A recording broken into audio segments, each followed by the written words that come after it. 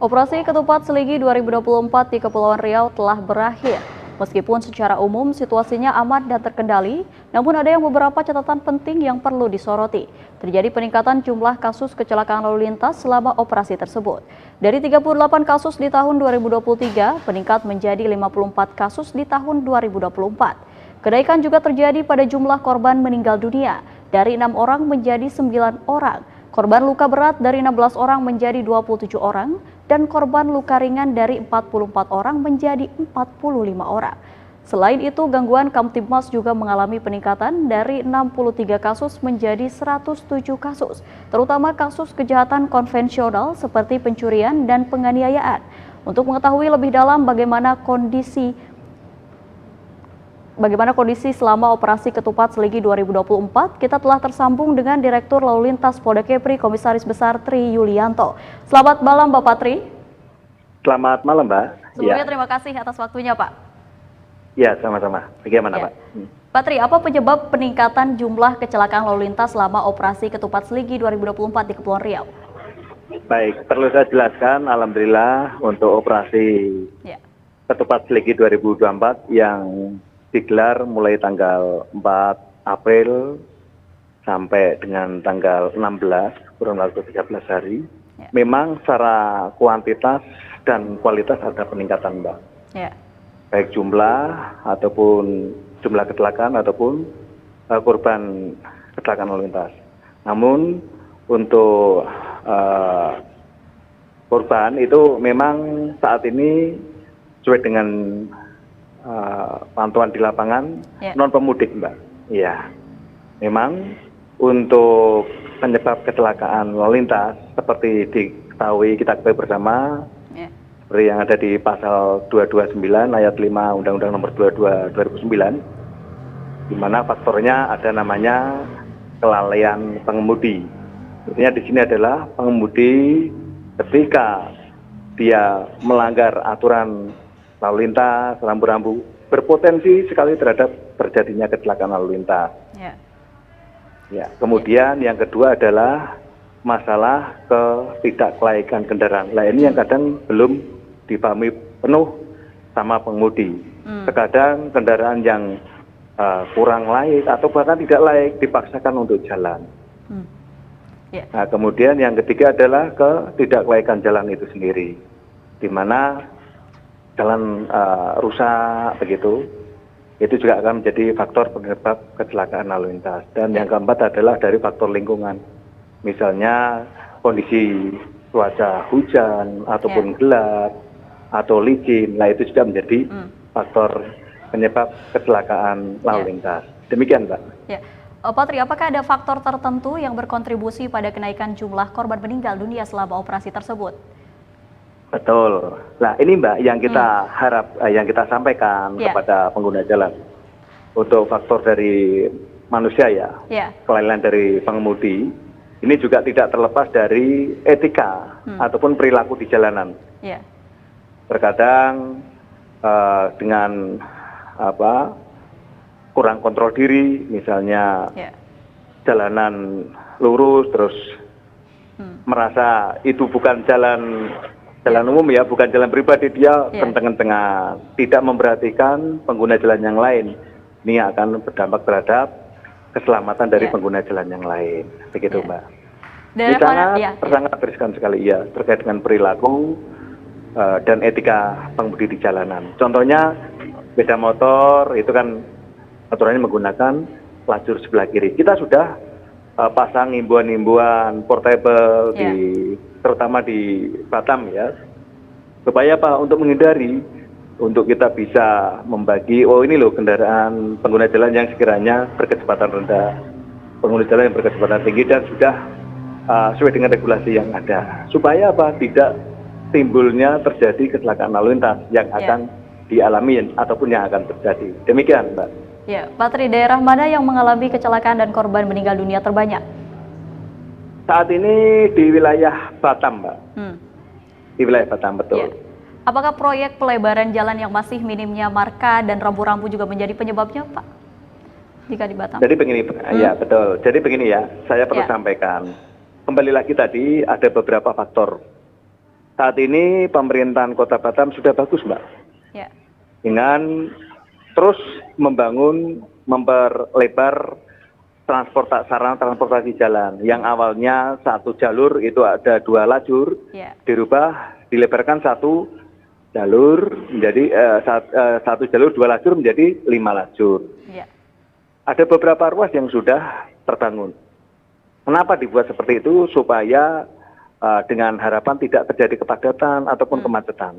Ya. Tetapi di sisi lain terkadang pengguna jalan kurang paham. Oh, ini jalanan lebar.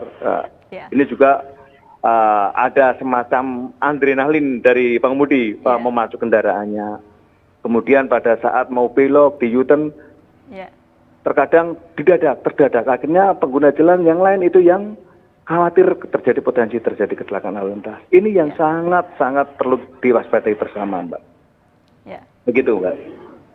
Langkah yang harus diambil untuk mengurangi angka kecelakaan ini di tahun mendatang, Pak Tri, seperti apa? Baik. Tidak intinya kami terus melakukan upaya-upaya, baik soft approach ataupun hard approach, Mbak. Di mana soft approach itu kita lakukan upaya-upaya preemptif dan preventif. Upaya preventif yaitu kita melaksanakan himbauan-himbauan, melaksanakan sosialisasi, melaksanakan pendidikan kemasyarakatan. Contohnya himbauan kami juga melaksanakan on air, live dengan media-media yang ada. Kami melakukan himbauan melalui media cetak, media elektronik, termasuk media sosial. Kemudian kami juga melaksanakan himbauan-himbauan di komunitas-komunitas pengguna jalan, kayak komunitas tukang ojek online, kemudian komunitas taksi, kemudian komunitas lalu lintas yang lain, Mbak. Termasuk kita juga sentuh warga negara asing yang saat ini melakukan mobilisasi di Batam. Ini juga kita sentuh. Supaya apa? Seluruh pengguna jalan tanpa terkecuali, baik itu warga negara Indonesia ataupun warga negara asing yang melakukan mobilisasi di wilayah Kepri, terutama di Batam, ini perlakuannya sama. Kemudian untuk langkah preventif, kita juga melakukan kegiatan patroli, Mbak. Di rawan-rawan kepadatan, rawan-rawan kemacetan lalu lintas. Termasuk di dalamnya adalah melakukan pengaturan, penjagaan dan pengaturan. Mungkin warga masyarakat juga paham. Di jalanan sering dijumpai petugas-petugas kami di perempatan, kemudian di titik-titik yang sekiranya akan berpotensi terhadap keselamatan pengguna jalan. Itu juga kami tempatkan personil. Sehingga harapan kami adalah Kamsul Tipsar Lantas yang ada di wilayah hukum Polda Kepulauan Riau itu bisa terwujud. Ini yang kita lakukan, Mbak. Kemudian, mungkin juga perlu dipahami, kita melakukan pengaturan saat jam-jam sibuk, anak-anak sekolah berangkat, kemudian pegawai karyawan juga berangkat pagi hari, kemudian sore hari pegawai karyawan pulang, kemudian termasuk di dalamnya malam hari, Mbak. Kita juga melakukan pengaturan sampai dengan jam 20.00. Tentunya harapan kami dengan keberadaan petugas-petugas kami yang ada di lapangan setidaknya akan mengerem pengguna jalan yang akan melakukan pelanggaran terhadap peraturan lalu lintas. Akan mengerem apabila ada calon pelaku kejahatan, contohnya calon pelaku jambret dan lain-lain. Ini juga akan berpikir 2 kali lipat bahwa semuanya petugas ada. Namun dengan keberadaan kami tentunya di sini kami berkeinginan dan berharap mudah-mudahan kami bisa membantu memberikan kelancaran dan kemudian serta kenyamanan dan keselamatan bagi seluruh pengguna jalan. Dan yang terakhir adalah kita juga melakukan penegakan hukum dengan tegas sesuai dengan regulasi yang ada saat ini. Memang kita dikedepankan menggunakan perangkat secara elektronik, Mbak, yaitu dengan adanya etle.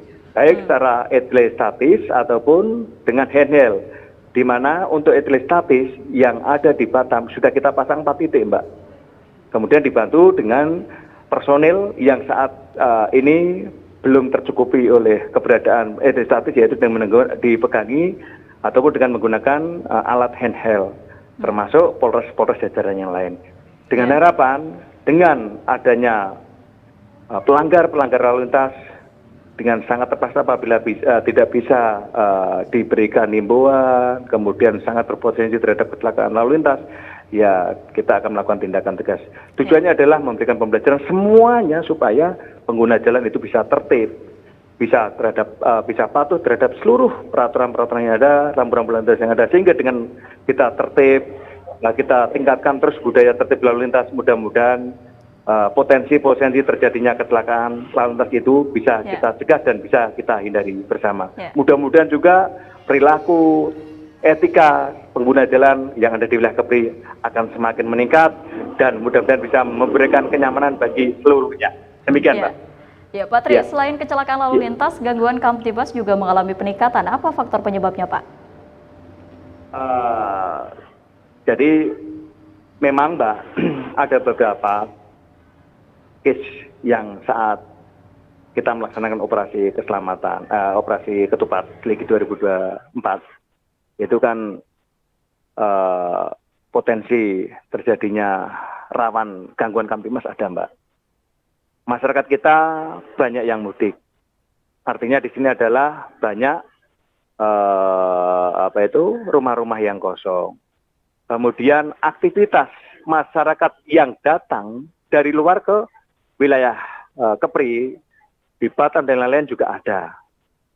Terkadang mereka juga ada yang sudah paham karakteristik wilayah, ada yang belum.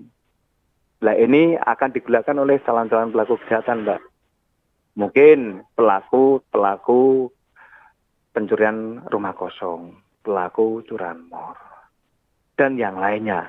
Nah, ini kita terus berupaya, Mbak, melakukan kegiatan-kegiatan bergabung, berkolaborasi dengan seluruh stakeholders terkait, serta dengan elemen-elemen masyarakat. Walaupun itu kita jaga, memang masih ada kekurangan, kecolongan-kecolongan. Nah, ini akan terus kita evaluasi, kita akan lakukan hal yang dan akan kita lakukan perbaikan untuk ke depan. Mudah-mudahan kita akan terus bisa tingkatkan kolaborasi kita dengan stakeholders terkait, lintas sektoral, termasuk elemen-elemen masyarakat yang lain. Mudah-mudahan kita mengharapkan ke depan akan semakin baik lagi dan insya Allah tekad kita semuanya kita akan bisa jadikan wilayah Kepri itu benar-benar aman dan kondusif.